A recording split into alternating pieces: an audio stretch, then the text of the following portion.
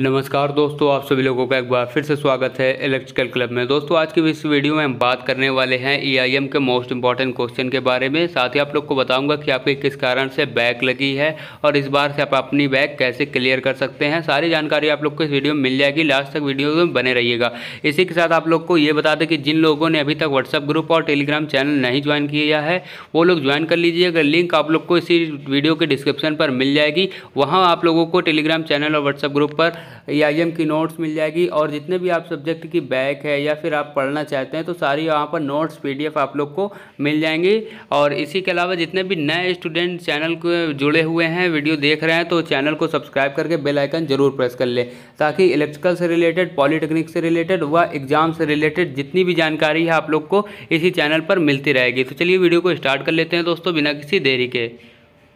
दोस्तों अगर बात करें सबसे पहले कि आप लोग के बैक लगने का क्या क्या कारण है, तो उसके पीछे कई सारे रीज़न निकल कर आते हैं। सबसे पहले आप लोग का जो ईआईएम सब्जेक्ट है या कोई भी आप अपना थ्योरेटिकल सब्जेक्ट ले लें, तो थ्योरेटिकल सब्जेक्ट में आप लोग जो है पूरा थ्योरेटिकल बेस में ही लिख देते हैं, उसमें बीच बीच में हेडिंग नहीं डालते हैं, जिसके कारण एग्जामिनर जो है काफ़ी बोर हो जाता है और आपका पढ़ता नहीं है पूरा मैटर और काट देता है, या फिर आपके 5 में से 1-2 नंबर ही दे देता है, जिसमें आपका लगभग 30-40 नंबर का करके आते हैं तो आपके आते कितने हैं 12, 15, 16 ऐसे आप लोग की बैक लग जाती है। तो ये आप लोग को नहीं करना है थ्योरेटिकल सब्जेक्ट जितने भी आप लोग के हैं, क्योंकि आप टेक्निकल के स्टूडेंट हैं। तो बारी बारी से आप उसकी डिफिनीशन पहले लिखा करिए, इसके बाद उसमें जो जो पॉइंट आए तो उसे हेडिंग डाल के बाकायदे लिखिएगा, ताकि एग्जामिनर के ऊपर अच्छा इफेक्ट पड़े। और पहला क्वेश्चन आप लोग को पूरे पेपर में जो भी आता हो सबसे पहले उसे लिखिए। मान लीजिए लास्ट का हो, बीच का हो या शुरुआत का ही हो, तो जो कई सारे स्टूडेंट ऐसे करते हैं कि पहला क्वेश्चन उठा लेते हैं, वो आता हो या नहीं आता हो, बाद में उसे काट देते हैं। उससे एग्जामिनर के ऊपर एक गलत इफेक्ट पड़ता है और आपका पूरा नंबर काटते चला जाता है। तो आप लोग को शुरू से ही एग्जामिनर के ऊपर एक अच्छा इंप्रेशन जमाना है, अच्छे से शुरू से ही लिखना है। बाकी बीच में या लास्ट में आप थोड़ा बहुत गलत भी कर देते हैं तो एग्जामिनर का मूड अगर सेट रहता है उसी तरीके से, तो आपको उसी लय में आपको चेक करते चले जाता है, आपके काफ़ी मार्क्स ऐसे बन जाते हैं। आपने देखा होगा कि आप यदि क्लास के टॉपर भी रहे होंगे तो आपके कई स्टूडेंट से कम नंबर आएंगे, लेकिन कोई ऐसे होते हैं जो कि पूरे साल नहीं पढ़ते हैं, पूरे सेमेस्टर, लेकिन उनके अच्छे नंबर आ जाते हैं। उनके यही कारण होता है कि वो बहुत ही अच्छे से लिखते हैं, साफ़ सुथरा राइटिंग से लिखते हैं, पूरे कॉपी को सजाते हैं। क्योंकि बीटी बोर्ड हमेशा उसी लड़के को पास करता है, उसी को आगे भेजता है जो बाकायदा लिखता है, ना कि वो पूरे इतने स्टूडेंट की कॉपी उनको चेक करना होता है। तो एक एक चीज़ नहीं चेक करते हैं आप लोग की, मेन हेडिंग देखते हैं, हेडिंग देखते ही आपका चेक कर देते हैं। तो ये सारी गलतियां आप लोग मत करिएगा। आप लोग का जो क्वेश्चन सबसे अच्छा होता होगा वही उठा के सबसे पहले से क्वेश्चन नंबर और उसका आंसर नंबर जरूर डाल के लिखिएगा। तो चलिए अब बात कर लेते हैं अब क्वेश्चन की। दोस्तों ये जो आप लोग को 15 क्वेश्चन है, ये आप लोग ने यदि तैयार कर लिया तो आप लोग की बैक लगने से कोई नहीं रोक सकता। इसकी गारंटी मैं लेता हूँ। 100% आप लोग ईआईएम का बैक जो है आसानी से क्लियर कर सकते हैं। तो आप लोग को करना क्या है, ये पूरे 15 क्वेश्चन को नोट कर लेना है, स्क्रीनशॉट लेना है, या फिर आपको हम पीडीएफ मिल जाएगी, आपको भेज देंगे टेलीग्राम और व्हाट्सएप ग्रुप दोनों जगह पे। तो आप लोग इससे तैयारी कर लीजिएगा, पूरे 15 क्वेश्चन तैयार कर लीजिएगा। इसमें भी से आप लोग को 4 से 5 मोस्ट इंपॉर्टेंट क्वेश्चन छांट के बता दूंगा, जो कि कंपलसरी हर बार बीटी बोर्ड रिपीट करता है। तो चलिए सबसे पहला क्वेश्चन देख लेते हैं। त्रुटि तथा यथार्थता में अंतर बताइए। तो त्रुटि आप लोग के त्रुटि की जो है कई बार डिफिनीशन पूछता है, कई बार अलग अलग तरीके से पूछ लेता है। जैसे कि आप लोग यहाँ पर सेकंड क्वेश्चन देख सकते हैं। त्रुटि से आप क्या समझते हैं, उनका वर्गीकरण कीजिए तथा रैंडम एरर के बारे में लिखिए। बहुत ही मोस्ट इंपॉर्टेंट क्वेश्चन है। आपने यदि इस सरल या फिर सॉल्व पेपर देखा होगा तो कई सारे सालों में, इधर पिछले 5-6 सालों में ये क्वेश्चन बहुत बार रिपीट किया गया है कि त्रुटि से आप क्या समझते हैं और उसके एक रैंडम एरर के बारे में बताइए। तो ये क्वेश्चन इंपॉर्टेंट है।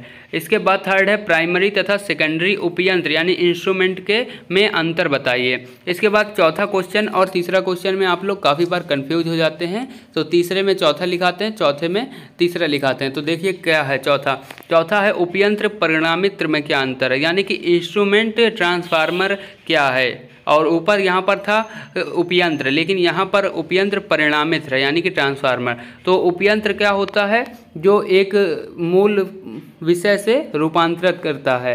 जैसे कि आप लोग को एक डिफिनीशन के तौर पर बताएं वह यंत्र जो मूल विषय का रूपांतरण करता है उपयंत्र कहलाता है। ये दो प्रकार के होते हैं, माप यंत्र तथा नियंत्रित यंत्र। इसके अंदर भी कई सारे आ जाते हैं, इलेक्ट्रिकल यंत्र, इसके अलावा प्राइमरी सेकेंडरी सारे इसी के अंदर आ जाते हैं। लेकिन जो हमारा उपयंत्र परिणामित होता है यानी कि इंस्ट्रूमेंट ट्रांसफार्मर, इसको हम लोग बोलते हैं, इसकी अगर डिफिनीशन की बात करें तो इसको हम लोग तो उपयंत्र परिणामित की जो परिभाषा होती है उससे इस प्रकार से आप लोग लिख सकते हैं या बता सकते हैं कि उपयंत्र परिणामी एक ऐसा यंत्र होता है, ऐसा उपयंत्र होता है जिससे हम उच्च धारा व उच्च वोल्टेज माप सकते हैं, मेजरमेंट कर सकते हैं, हाई करंट हाई वोल्टेज।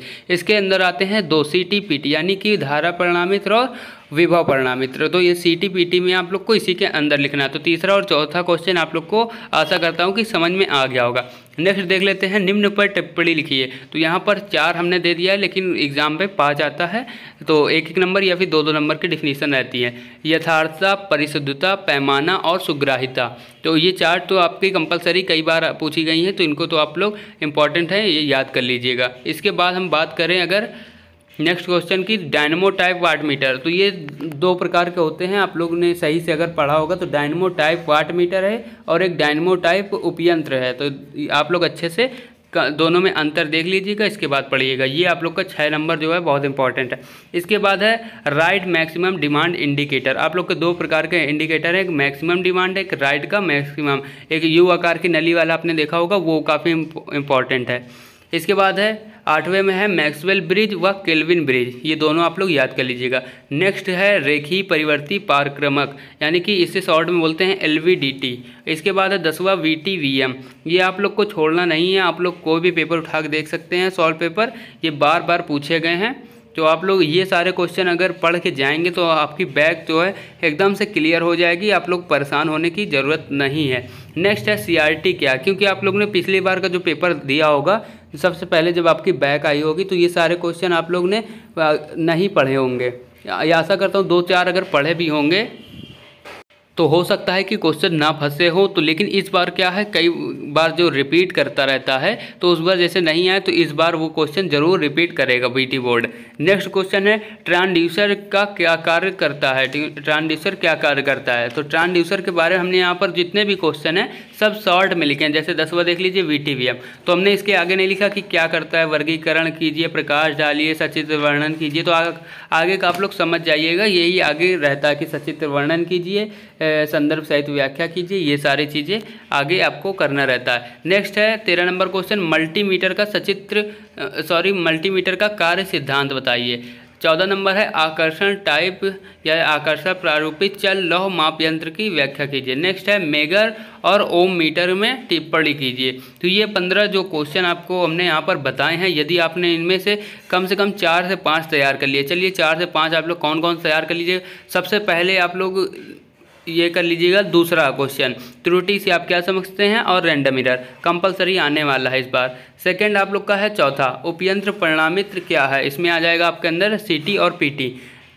दूसरा चौथा 2 हो गए। इसके बाद आप लोग आ जाइए 7वें में राइट का मैक्सिमम डिमांड इंडिकेटर। इसके बाद आ जाइए VTVM 10वां, और इसके बाद आ जाइए ट्रांसड्यूसर, और लास्ट में आप लोग आ जाइए मेगर। इतने चीज़ जो हैं कंपलसरी आने वाले हैं, क्योंकि ये 2-3 बार से आप लोग के नहीं पूछे गए, तो हर 3 से 4 साल में BT बोर्ड रिपीट करता है, तो इस बार आने वाले हैं। तो आप लोग 100% पढ़ के ज़रूर जाइएगा। और आप लोग का लिखने का जो तरीका रहेगा, जैसे कि हमने यहाँ पर लाइन बना के यहीं पर बताना था, इसलिए यहाँ पर हमने लाइन भी खींच लिया था। तो जैसे ही आप लोग को सादी कॉपी मिलती है तो कॉपी में पहले ऊपर साइड और साइड में लाइन ज़रूर खींच लिएगा, इससे बहुत अच्छा इफेक्ट पड़ता है, आपकी कॉपी भी भर जाती है, साइड में आपको क्वेश्चन और क्वेश्चन नंबर डालने का आप लोग का तरीका भी मिल जाता है। आप लोग उस यदि साथ में लिखते हैं तो मिक्स हो जाता है, इसलिए आप लोग लाइन ज़रूर खींच लें। स्केच से खींच सकते हैं, रंग बिरंगे, आप लोग को कॉपी को अच्छे से सजाना है। तो दोस्तों ये वीडियो कैसी लगी हमें कमेंट करके ज़रूर बताइएगा। वीडियो पसंद आई तो अपने दोस्तों के साथ ज़रूर शेयर करें। किसी भी सब्जेक्ट में अगर बैक और लगी हो तो हमें बताइएगा, हम मोस्ट इंपॉर्टेंट क्वेश्चन भी बता देंगे, PDF भी दे देंगे। इसके साथ ही आप लोगों को जो है कोई भी टॉपिक यदि ना समझ में आए तो हम बता दीजिएगा, हमें कमेंट कर दीजिएगा, तो हम उस टॉपिक को, केवल एक टॉपिक को, जैसे कि यहाँ पर ले लीजिए CT-PT नहीं आता तो सर CT-PT बता दीजिए, तो आप लोग को व्हाट्सएप में बता देंगे या फिर वीडियो के माध्यम से बता देंगे। तो इस वीडियो में दोस्तों केवल इतना ही, मिलते हैं नेक्स्ट वीडियो में, तब तक के लिए जय हिंद।